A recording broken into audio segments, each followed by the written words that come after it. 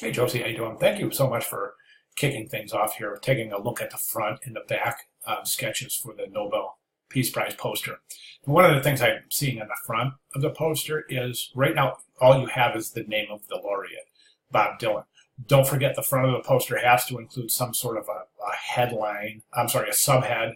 A headline would be the laureate's name, but some sort of a tagline or a subhead. And I can show you some examples of that when we go into the course example. So right here with this Jane Addams, there's the subhead or tagline right there. Then over here, here's Linus Pauling, right there's the subhead. And then we even have these, right here's Rainier Weiss, here's the subhead. Here's UU2, there's the subhead. William Conrad Röntgen, there's the subhead. So in your sketches for Sunday, when your final submission for your sketches, you want to make sure that you include that tagline. So think about what you want to say about Bob Dylan. Of course, it all comes down to research. So think about the tagline or the subhead, and add that accordingly to your sketches. Okay. In the back of the poster, you've got the bio information, which you're showing. You're indicating the bio information, and you've got your bio information right here. That's excellent. Then you've also got a photographic imagery. So the photo, whichever photo you decide to use of Bob Dylan, will go on the back. And then the timeline information.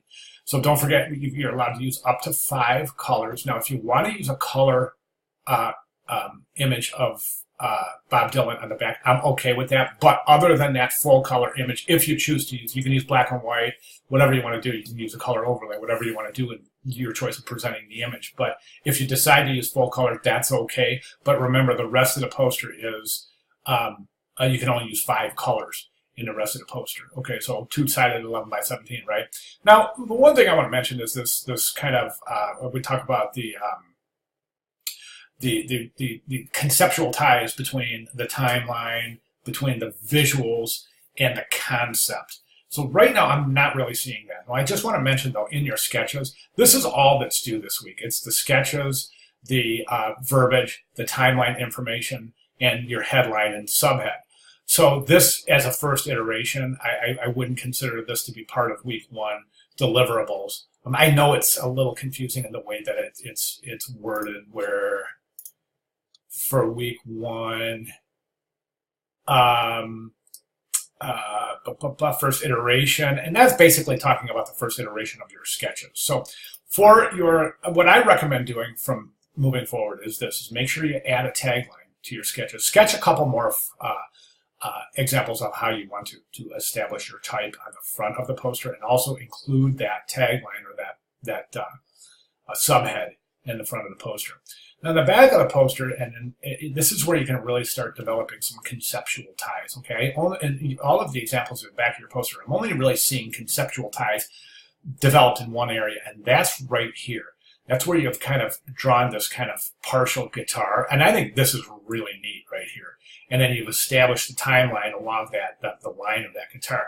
Now, as long as that's not a photograph, you're fine. So if that's an illustration, that's fine. But don't forget, the only photo that's allowed to be used is the photo of the laureate on the back of the poster. So there would be the photo, and then here's your timeline information right here.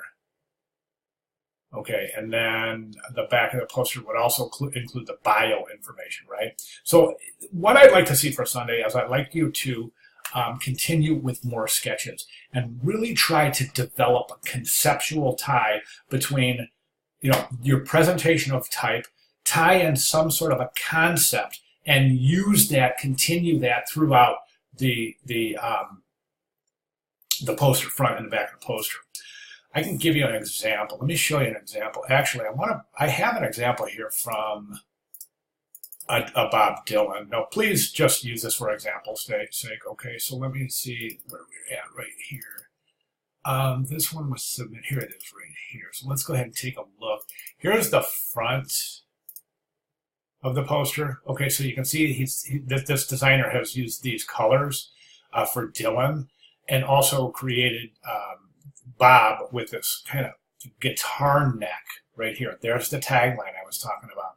Now remember this guitar neck here, because that ties in quite nicely with the back of the poster, where the timeline is created out of that same thing, and this designer even went further and developed that into the photograph using the image of Bob Dylan as part of the guitar, which is all part of the timeline. So that's just an example. Let me show you another example of conceptual, a really good example of conceptual ties. This is Martin Luther King. Let me get rid of that. This is Martin Luther King right here. Okay, so you see how this designer has substituted the equal sign in the E for Luther, representing equality. Now, that's a great concept, right? But this designer has taken that a step further and actually created a larger version of that exact equal sign and used it for the timeline. So that's really creative stuff right there. And that's what I'd like to see in your sketches. I'd like to see a new set of sketches for Sunday, really trying to tie some conceptual development, some conceptual ties in with Bob Dylan based on something. Okay, we know he played guitar, that's a little bit obvious, but all of the other things, and this all, of course, points to research. So in summary, don't forget the tagline or the subhead for the front of your sketches. And then in the back of your sketches, I really want you to work on this concept development. Like, try to do something with your type to create concept that you can carry through to the back of the poster and really develop a conceptual approach to your timeline and the presentation of type and image to deliver a highly conceptual message in this case. Okay, so those are my recommendations. And again, I'm skipping over this, Josie, because this isn't really due. We really want to kind of take a look and really develop the sketches a little bit further before we jump in. Next week, we'll start working on the front of the poster. And then the week after that, we'll start working on the back of the poster. And then finally, in week 8, we put everything together and for the final submission. Okay, so that said, those are my recommendations. If you have any questions at all, please let me know. Thank you.